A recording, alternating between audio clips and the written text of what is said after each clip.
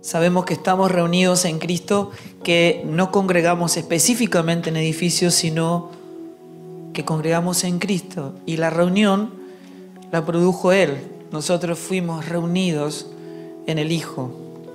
Por eso esto es una expresión de un genoma, o sea, de una vida que nos abrazó y nos hizo uno en Cristo. Y esta unidad expresa la vida de Dios, la vida de Cristo al mundo, la única esperanza que ha sido manifestada por Dios a los hombres. Y hoy tengo y seguimos teniendo la carga sobre una preocupación que había de manera permanente en los profetas de Dios en el Antiguo Pacto y en Cristo en el Nuevo Pacto en la persona de los apóstoles. La Iglesia persevera en la doctrina de los apóstoles, una edificación divina cuya base en donde se edifica todo el edificio es Cristo.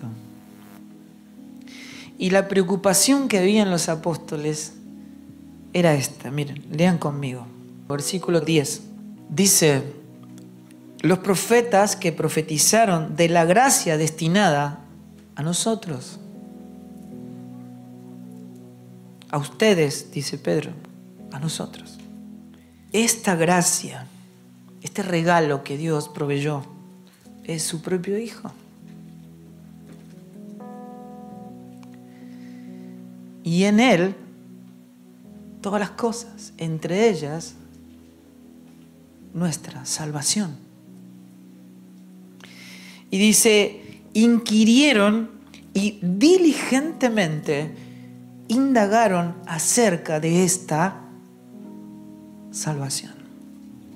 Ellos se dedicaron a recibir el mayor entendimiento posible acerca de la vida que iba a manifestarse, acerca de esta vida que fue manifestada en los que están en Cristo. Llegar al conocimiento del tamaño, de la dimensión de la vida que nos fue otorgada en el Hijo. Poder entender esa dimensión para comprender qué es lo que no está incluido dentro de esa salvación, que nos indique que podemos vivir incompletos o que necesitamos ser salvados todos los días o cada vez que ocurre algo, sino que la salvación no puede ser comunicada como algo que ocurrió en forma de evento. Esto es lo que Dios nos viene hablando en este tiempo. ¿Cómo vamos nosotros a tener un entendimiento de la vida que nos fue concedida en el Hijo si la vemos como un evento? Antes iba al infierno y ahora voy al cielo. No. Y lo dijimos y lo estamos enseñando. La salvación es una medida de conocimiento. Y quiero profundizar en esto y para que nadie se vaya de acá sin poder disfrutar cada día de la salvación que nos fue concedida. Conocer la salvación como una medida de conocimiento de una persona. Conocer la salvación como lo que es una persona. La persona de Cristo, a quien debemos conocer para que esa salvación concedida en el Hijo cobre gobierno en nuestra vida y en la mente y en el hombre en el que operamos. La persona de Cristo. Debemos entender, y esto es bien importante, hay una condición espiritual que impide que sea posible el arrepentimiento y la salvación. los sustitutos no son inocentes, son muy peligrosos. Cuando uno dice, necesito para estar bien que Dios me sane, necesito para estar bien que Dios resuelva mi problema económico, mi problema de familia, la salud de mis hijos. Pastor, óreme, dígame, hágame, me pasa esto, me pasa lo otro.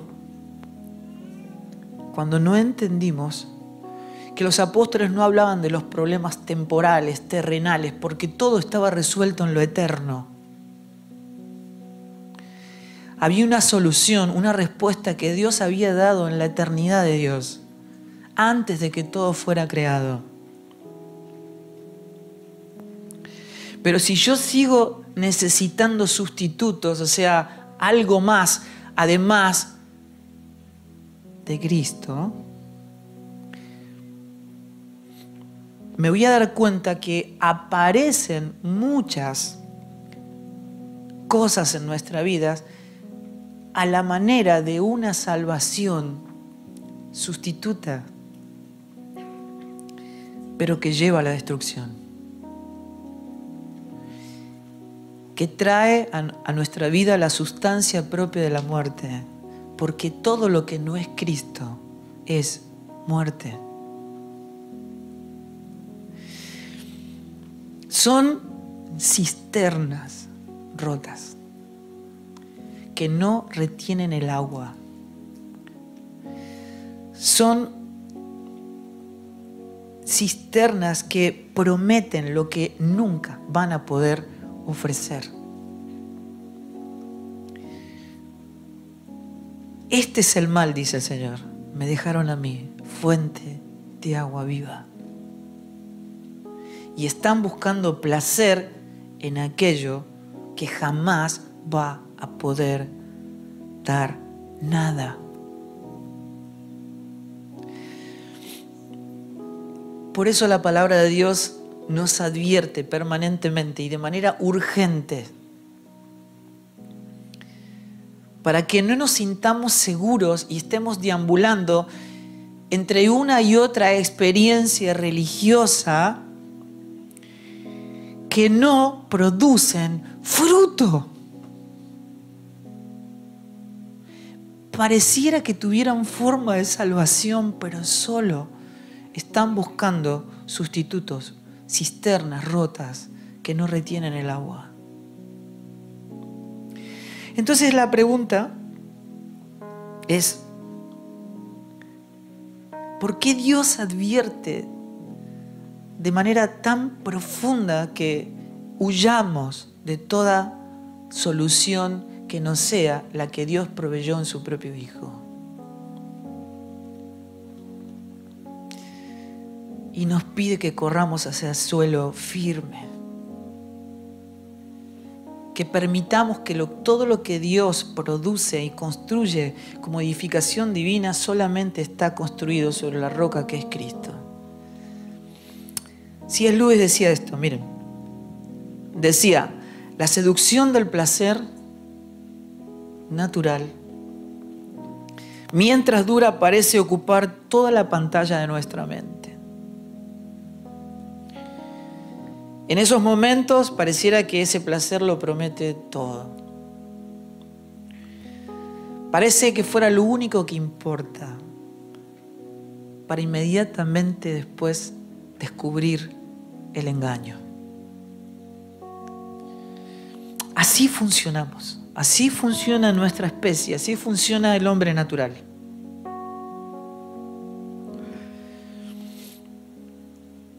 La vida eterna, en la forma que fue concebida por la religión, no parece resolver los problemas inmediatos de la vida.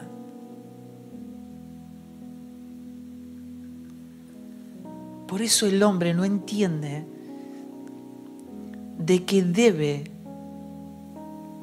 profundizar, inquirir en el entendimiento de esta salvación que nos fue concedida, para entender que todo aquello que está buscando en el lugar equivocado ya fue concedido en la fuente de agua viva, que brota para vida eterna, que es Cristo mismo. La resurrección de los muertos del Hijo de Dios está en el eje gravitacional de toda la esperanza de nuestro bendito planeta.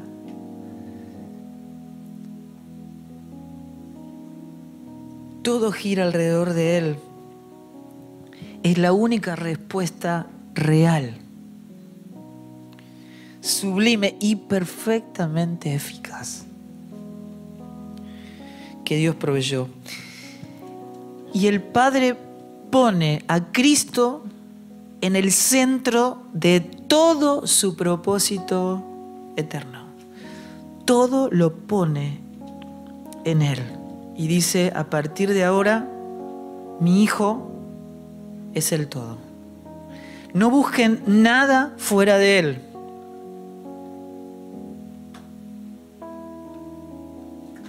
Porque fuera de Él no hay nada.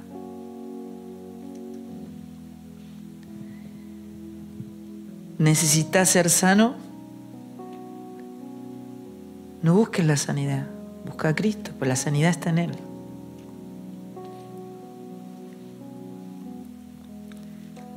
¿Estás queriendo que tu vida sea, tu familia sea restaurada? No busques la restauración. Busca a Cristo, porque la buena familia está en Él. Tu esposo, tus hijos, tu familia, la tierra,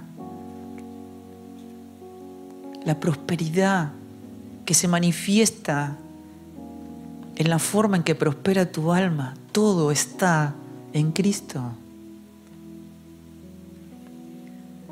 El Señor dice, no se confundan, búsquenme a mí, siempre a mí, primeramente a mí.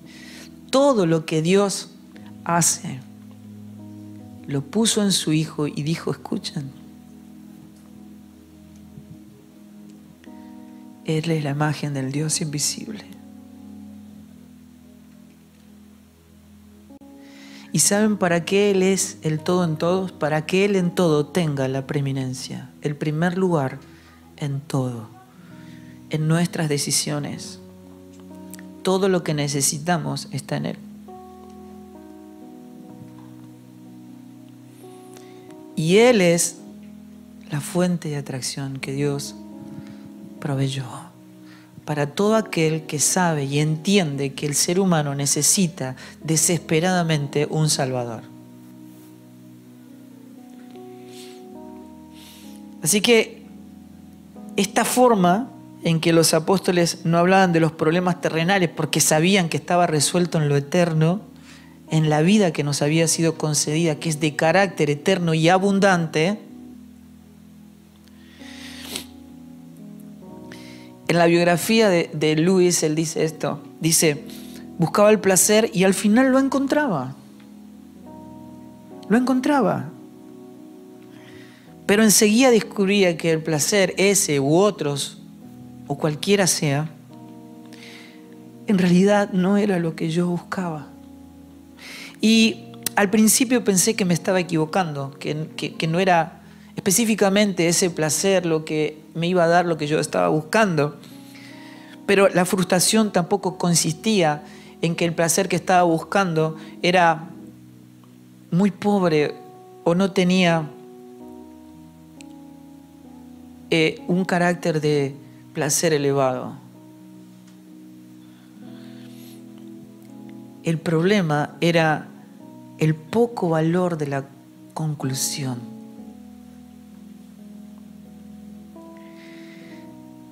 Era lo que aguaba la fiesta. No era el camino. Los perros habían capturado a la presa equivocada. A los pocos segundos de ceder a esa seducción, se comprobaba el engaño. Que no saciaba como prometía, que nos había vuelto a engañar, que prometía lo que en realidad nunca iba a poder ofrecer.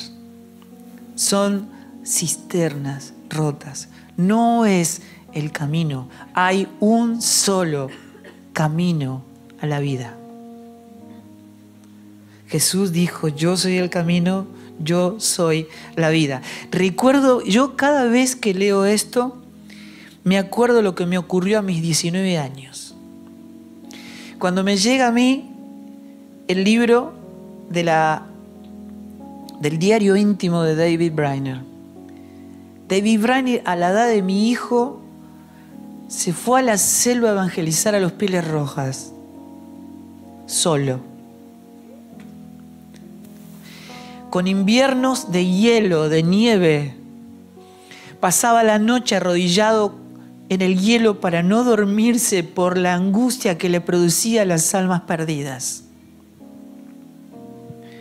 Y decía cosas como estas: me ofrecí con gozo para pasar los mayores sufrimientos a causa de Cristo. Y yo dije, no, acá hay algo. La salvación en una medida de conocimiento. Yo no conozco a este Cristo. Yo en mis 19 años decía, no conozco al Cristo de David Brainerd. No lo conozco. Yo no conozco un Cristo al cual yo le diga, me ofrezco con gozo a pasar los mayores sufrimientos por causa de Él. No conozco a este Cristo, no conozco a esta persona. Hay algo que yo no conozco. Necesito una medida de conocimiento para poder vivir con gozo, ofreciéndome a pasar los mayores sufrimientos por la causa de Él. Yo conocía hasta ese momento un Cristo donde toda la gente iba para que le saque el sufrimiento.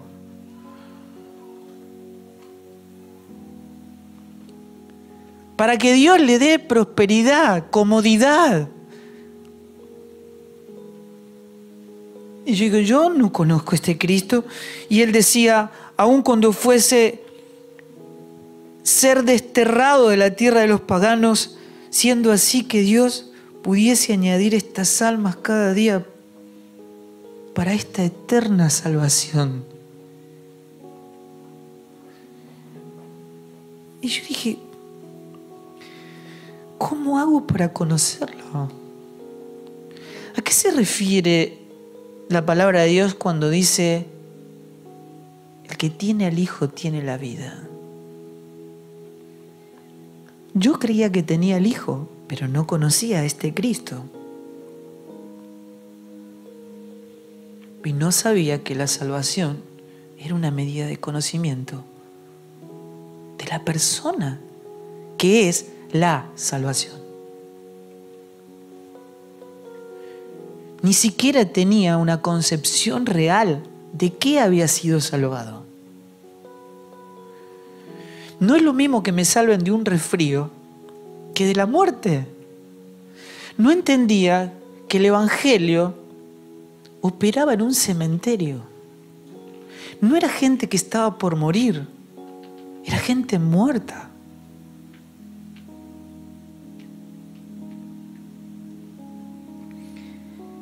Y decía Brainerd, Señor, envíame a mí hasta los confines de la tierra.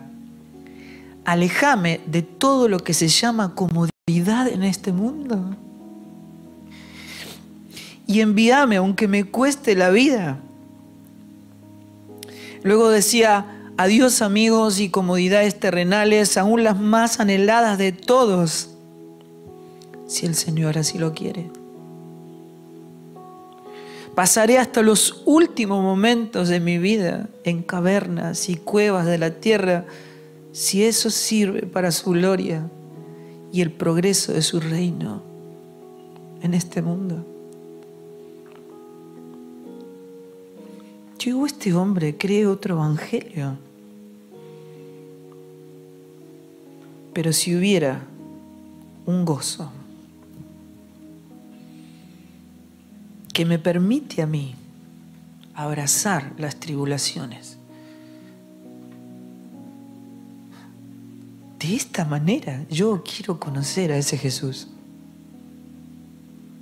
Yo necesito conocer a este hombre cuyo mayor gozo supera todos los dolores y las tribulaciones que este mundo produce a causa del pecado, hay una respuesta que Dios proveyó, que necesita ser dada a conocer. Él decía, ¿cómo me dolió tener que gastar mi tiempo durmiendo mientras las almas se perdían? ¿A alguien le duele pasar el tiempo durmiendo? ¿O dice, yo necesito mis 8 horas? Hay algo que no conocemos. Hay una salvación que necesita ser dada a conocer a nuestro espíritu para que nuestra alma se regocije por sobre todo lo que ocurre en nuestra vida.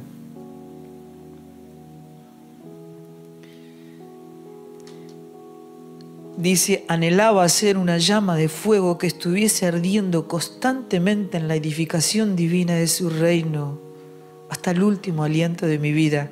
Y mientras iban disminuyendo sus fuerzas físicas, iba creciendo en el entendimiento y en la percepción espiritual. Y él decía, fui hecho para la eternidad, fui hecho para la eternidad.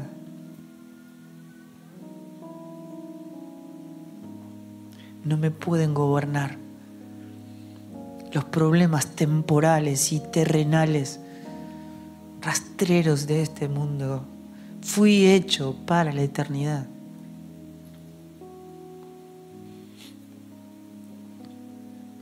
Decía, cómo anhelo estar postrado delante de Él.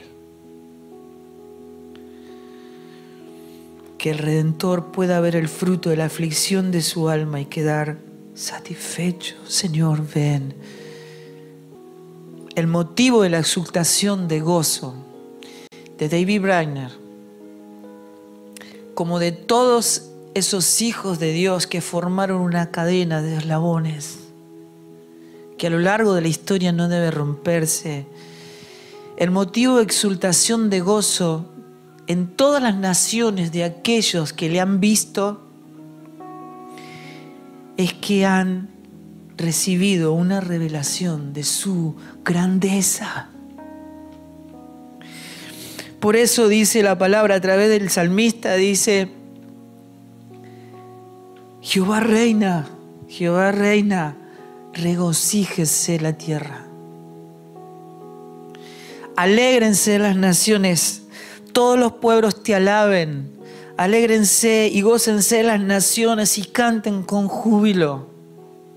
Jehová reina. 1 Juan capítulo 5, versículo 10, dice esto. El que cree en el Hijo de Dios tiene el testimonio. ¿Qué testimonio? ¿De qué testimonio habla Dios? En sí mismo lo tiene. El que no cree a Dios le ha hecho mentiroso. ¿Por qué? Por no ha creído en el testimonio que Dios ha dado acerca de su Hijo. ¿Y cuál es ese testimonio? Este es el testimonio. Que Dios ha dado vida eterna.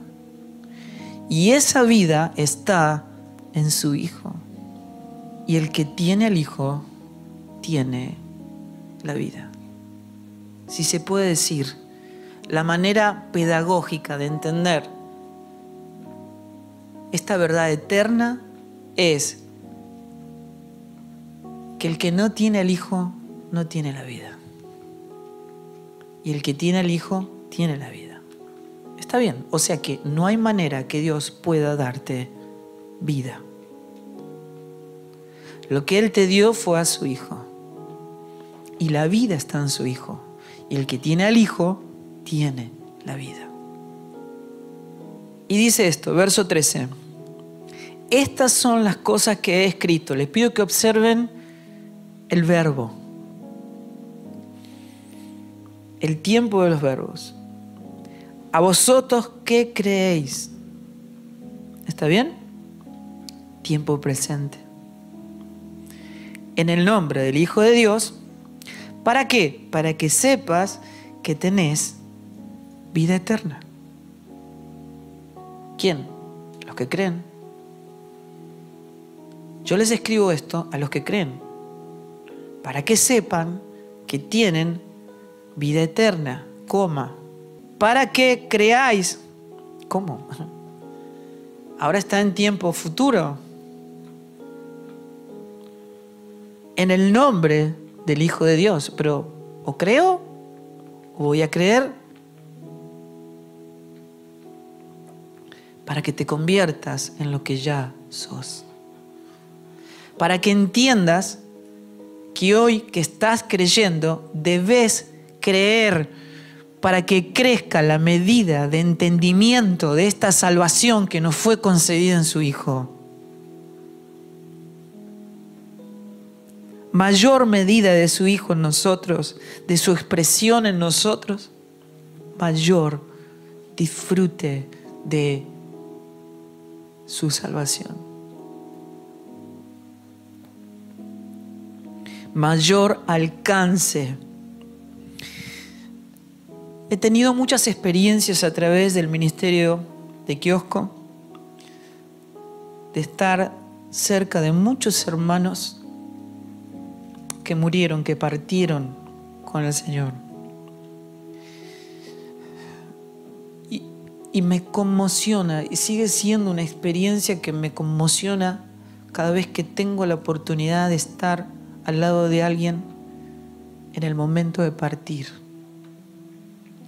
He estado al lado de jóvenes de 18 años que partieron con el Señor.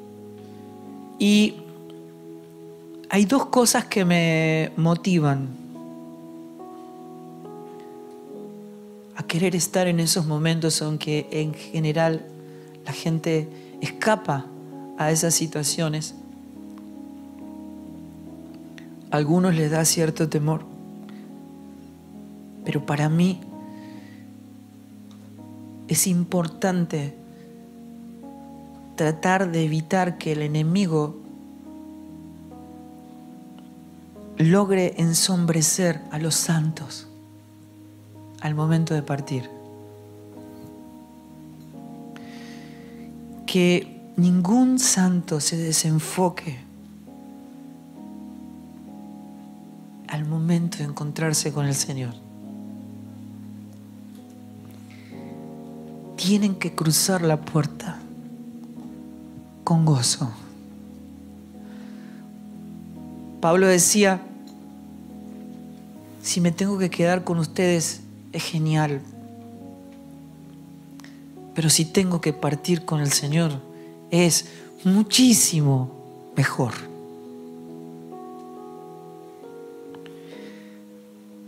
Pablo había logrado tener una visión de eternidad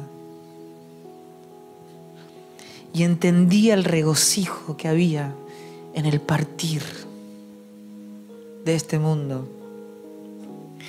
Y cuando uno va y quiere entender qué pasa en esos momentos, lo vio a Pablo, por ejemplo, en el capítulo 2 de Filipenses. Pablo describe la posibilidad de su propia muerte como libación al sacrificio de la fe de ellos. Y le dice esto, versos 17 y 18. Dice, me regocijo y comparto mi gozo con todos ustedes. Asimismo, regocijaos de la misma manera y compartid vuestro gozo conmigo. ¿Entienden lo que está diciendo Pablo? Pablo estaba a un paso de ser decapitado. Y él les dice, mire, estoy a un paso de encontrarme con el Señor y estoy tan feliz, estoy tan contento, y ustedes que me aman, quiero que compartan conmigo este gozo, que sean parte de esta celebración. Estoy por encontrarme con mi amado, con el Señor. 10 versículos después,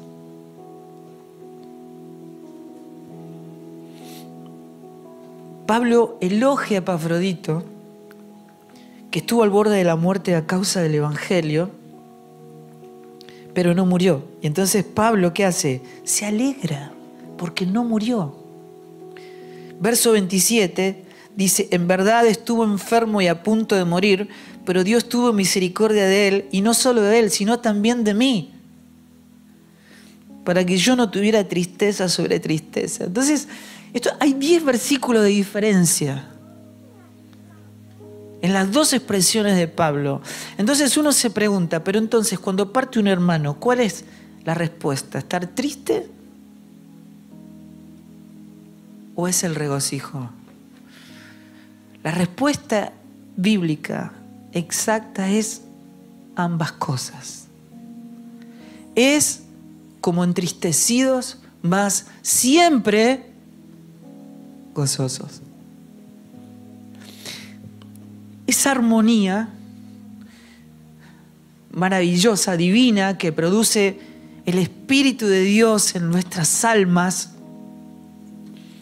es que no importa la tribulación ni la tristeza que pasemos en este mundo, el gozo de Dios en nuestra vida es indestructible, es eterno.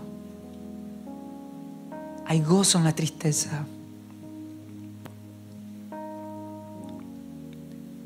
No hay desesperanza en las tribulaciones. Jehová reina, regocíjense la tierra.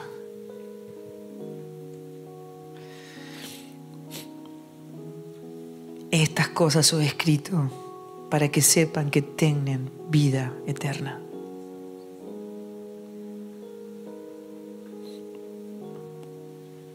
Y ahora que creímos, debemos disfrutarla.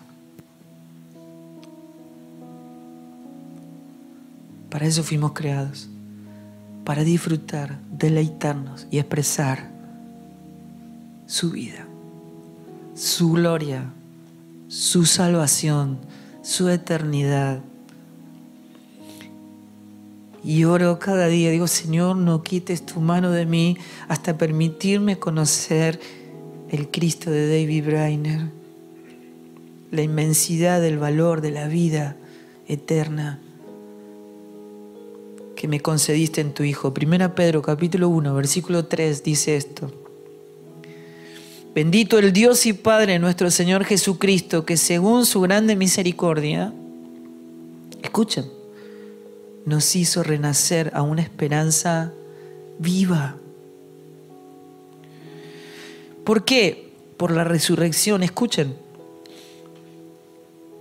para entender el tamaño de la vida que nos fue concedida, tenemos que entender el valor o el tamaño del remedio que Dios proveyó. No le puso un yeso para arreglarnos los huesos quebrados de nuestra vida. No. Tuvo que haber una muerte y una resurrección. El Evangelio es para resucitar muertos. Es el remedio que Dios proveyó. Tuvo que aplastar a su Hijo en una cruz para que esa muerte y esa resurrección nos haga renacer a una esperanza viva en su Hijo.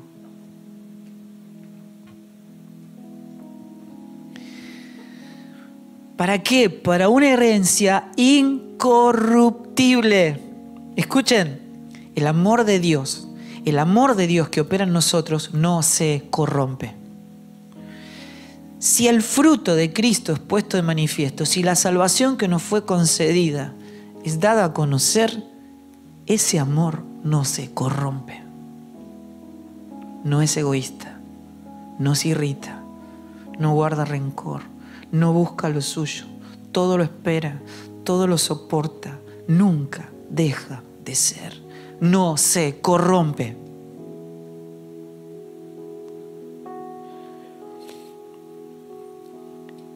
no se contamina. Es inmarcesible, o sea, no se extingue, no perece, es perpetua. Y está reservada en los cielos para mí, para ustedes, los que están en el Hijo. Que sois guardados por el poder de Dios mediante la fe para alcanzar ¿qué? La salvación que está preparada para ser manifestada en el tiempo postrero, en el conocimiento pleno de la persona que es la vida.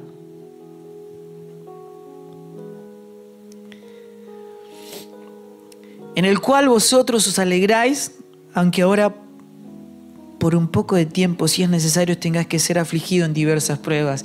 Y ahí viene otra vez. Para que lo volvamos a entender. Miren, no es pare de sufrir. ¿Me entienden? Es exactamente todo lo contrario. Para que sometida a prueba vuestra fe, mucho más preciosa que el oro, el cual, aunque perecedero, se prueba con fuego, sea hallada en alabanza. Tu fe sea hallada en alabanza, en exultación. Para que no vayas a tu casa y te estés quejando delante de tus hijos. Y tus hijos puedan leer, decir, bueno, sí, nos alegramos cuando estamos en la reunión, pero después nos quejamos de los problemas, las vicisitudes y las circunstancias de la vida en la casa. No. Nuestra fe, el ejercicio de nuestra fe, que manifiesta la vida de Cristo, tiene que ser hallada en alabanza. Gloria y honra cuando sea manifestado Jesucristo, a quien amáis sin haberle visto, en quien creyendo, aunque ahora no lo veáis, os alegráis con gozo inefable y glorioso, obteniendo el fin de vuestra fe. ¿Cuál es el fin de vuestra fe? La salvación de vuestras almas. Recuerden los profetas que profetizaron acerca de la gracia destinada a vosotros. Inquirieron diligentemente, indagaron acerca de esta salvación. Y la religión lo resuelve como un evento. Es una de las herejías más dramáticas de la religión.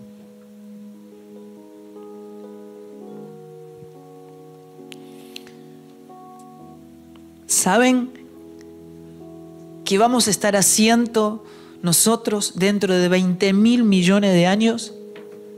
Vamos a estar disfrutando de nuestra salvación.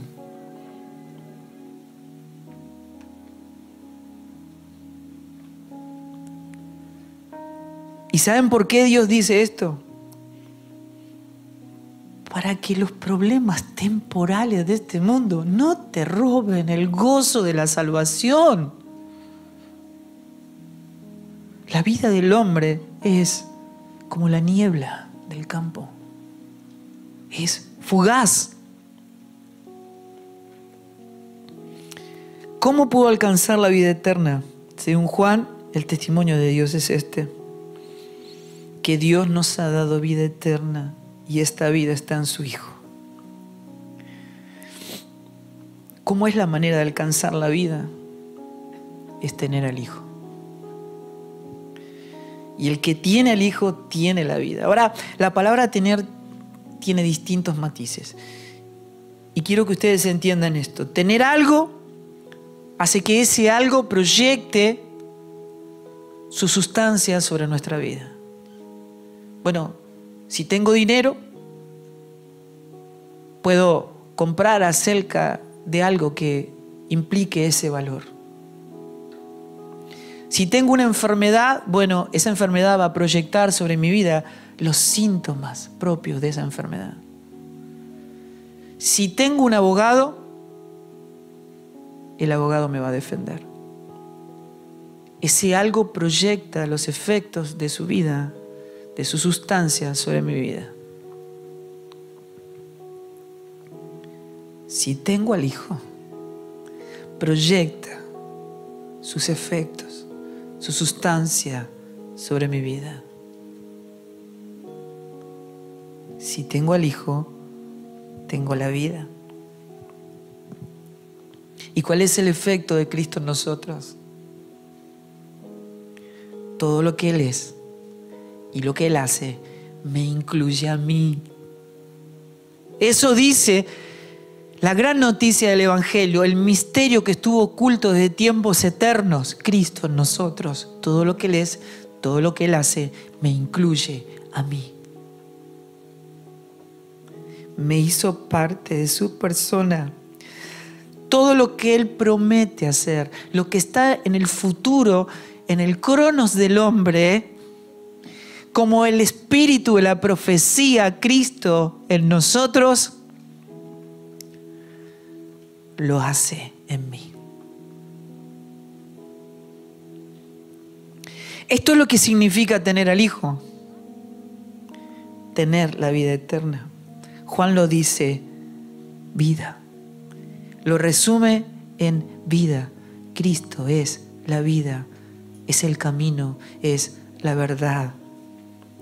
Filipenses 1:6, tan conocido por nosotros, dice, estando confiado, persuadido, tranquilo, en paz, que el que comenzó en nosotros la buena obra, la va a perfeccionar hasta el día de Jesucristo. ¿Saben lo que está diciendo?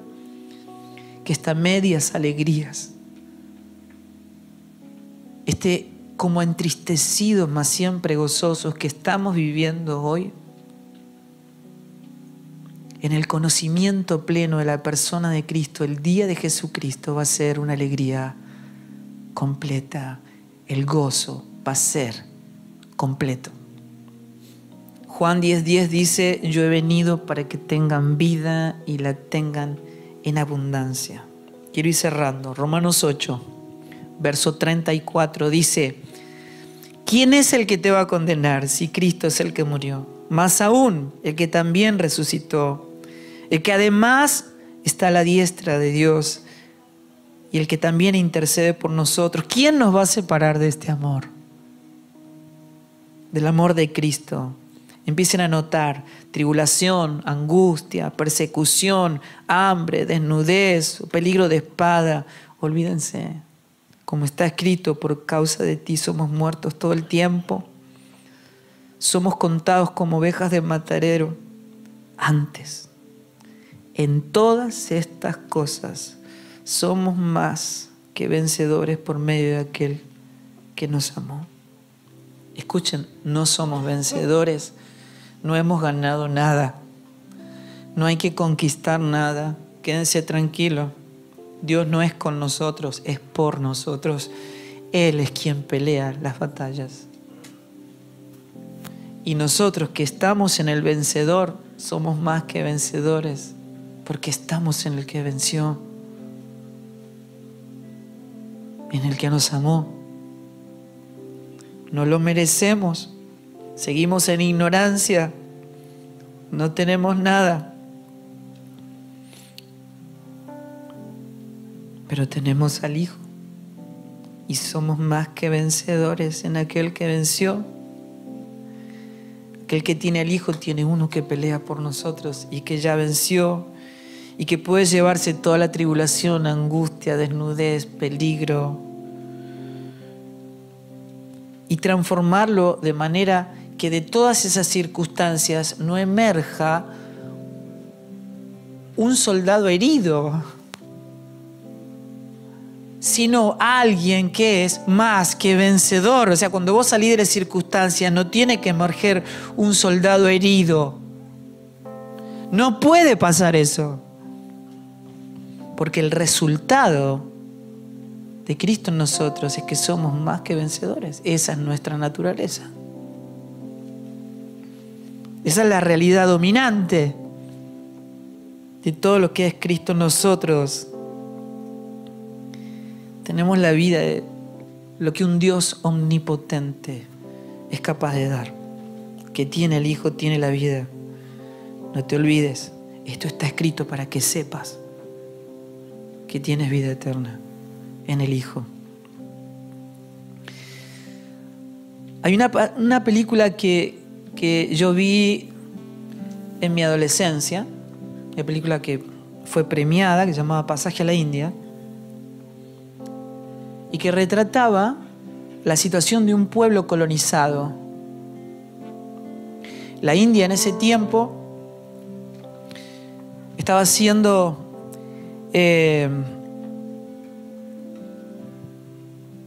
cautiva del pueblo británico. Era una colonia inglesa. Y había ocurrido una situación en la que estaban acusando a un doctor de un testimonio intachable de haberle robado a una joven británica. Eso en los medios explotó. Era el fósforo encendido en un lugar lleno de combustible. Porque ese pueblo estaba anhelando la independencia.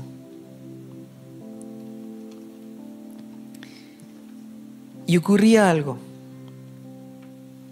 Este doctor, que estaba siendo acusado injustamente y estaba siendo utilizado por la situación política que se vivía en la India, no tenía dinero para contratar un abogado. Pero de repente, y casi como un milagro, el abogado más famoso, el mejor abogado que existía en la India, se entera de su situación y vienen los amigos del doctor y se le acercan y le dicen que este tan famoso abogado y exitoso abogado está dispuesto a defenderlo. Y como si eso fuera poco, le dice, y no quiere cobrarte nada. Lo quiere hacer gratuitamente.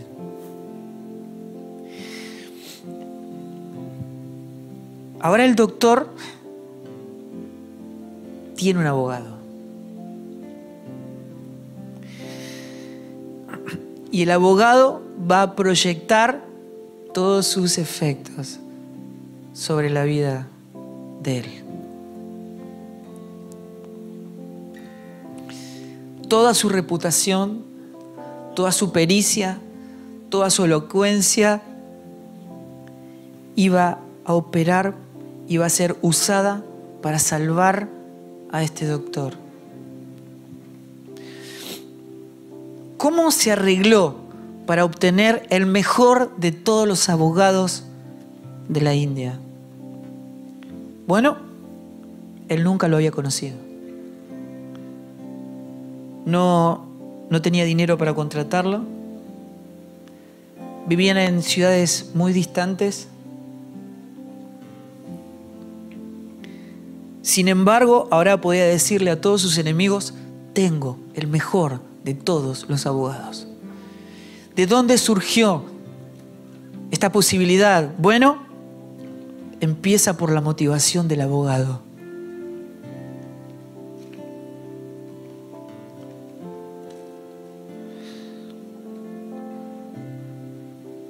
La motivación del abogado era liberar a la India de las manos opresoras del Imperio Británico.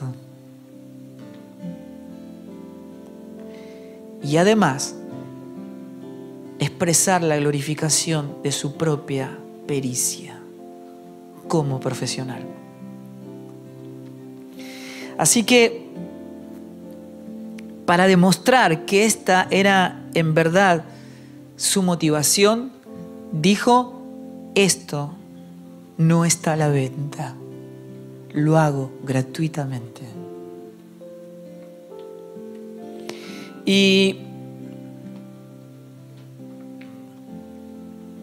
el abogado ofrece sus servicios gratuitamente, el doctor escucha la oferta y la recibe con gozo.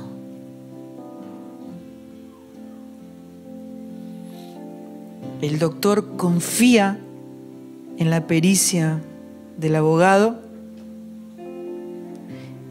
y entiende que va en serio y que puede conseguirlo. Así que Él tiene el mejor de todos los abogados y confía en Él.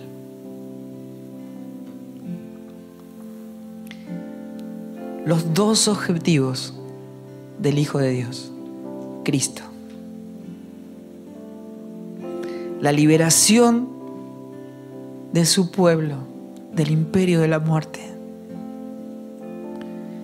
y la propia glorificación de su santo nombre. Decirle al mundo que la gloria del Padre era de infinito valor. Devolvernos a su gloria, redimidos, salvos, libres del imperio de la muerte.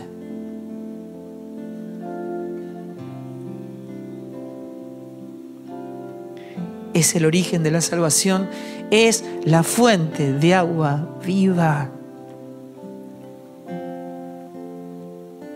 De esto se trata. ¿Cómo tenemos al Hijo? El servicio no está a la venta. Lo recibimos sin pago alguno. Es pura gracia. Es gratuito aquel que lo quiera recibir. Y todo aquel que cree y confía en Él y lo recibe con gratitud, tiene al Hijo. Y el que tiene al Hijo, tiene la vida.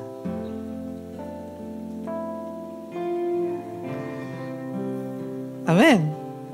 Así lo decía David hace, 1000 años antes. Decía: encomienda al Señor tu camino y Él hará. Confía en Él y Él actuará.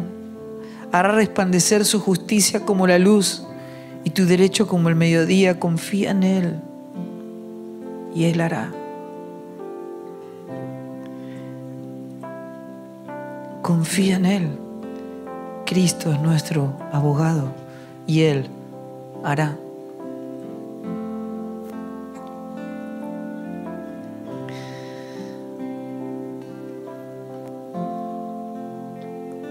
Jesús pelea nuestras batallas y nosotros confiamos.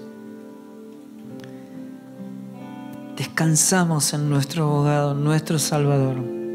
La expresión de la vida del Hijo en nosotros, abundante y eterna, tiene que ser puesta de manifiesto para poder abrazar en todas las circunstancias, en medio de las peores de las tempestades de nuestra vida, gozosamente. Para eso necesitamos conocer la dimensión de la salvación que nos fue concedida en el Hijo. Jesús pelea mis batallas. Así que cuando tenemos al Hijo y abrazamos al Hijo, llegamos a entender con gozo que Él se dio a sí mismo no para darnos lo que la gente busca, salud, dinero y amor, sino para que la vida del Hijo en nosotros produzca en nosotros un gozo tan profundo que no necesitemos ninguna de todas esas cosas para estar completamente satisfechos en Él. Y aún así, gratuitamente y con gozo, renunciar a todas esas cosas, aún así, si el Señor lo pidiese de nosotros. Poder entender que esta salvación no vino a nosotros para resolver nuestro problema de autoestima, no, de ninguna manera. Cristo vino a nosotros para que nosotros podamos ver la magnitud de la grandeza indescifrable de su persona, de tal manera que nos olvidemos de nosotros mismos, que todo lo demás sea nada al lado de la grandeza revelada de la persona de Cristo en nosotros. Y para que al descubrir esta grandeza de la vida eterna de Cristo en nosotros, quedemos perplejos. perplejos de tal manera que podamos disfrutar de una manera real y eterna su vida en la nuestra, su eterna gran salvación. Es nuestra rendición, es el abandono de nuestra vida, es la negación de uno mismo, es considerando todo como pérdida, es que hay menos de mí, más de Él. Ese conocimiento que trae su Espíritu sobre la persona de Cristo en nuestra vida revela la vida que nos fue concedida en Él, y esa vida produce un entendimiento que nos modela la imagen de su Hijo.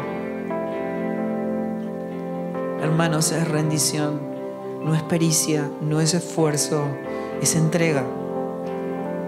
Dios nos dé por el poder de su Espíritu un mayor conocimiento, una mayor medida de entendimiento de la salvación que nos fue otorgada, para no reflejar una religión, un Dios creado por el hombre, sino para que el mundo vea a Cristo en nosotros y la tierra sea llena del conocimiento de su gloria, de esta vida eterna de la cual Dios nos hizo parte. Les mandamos un abrazo. Dios lo logra en nosotros.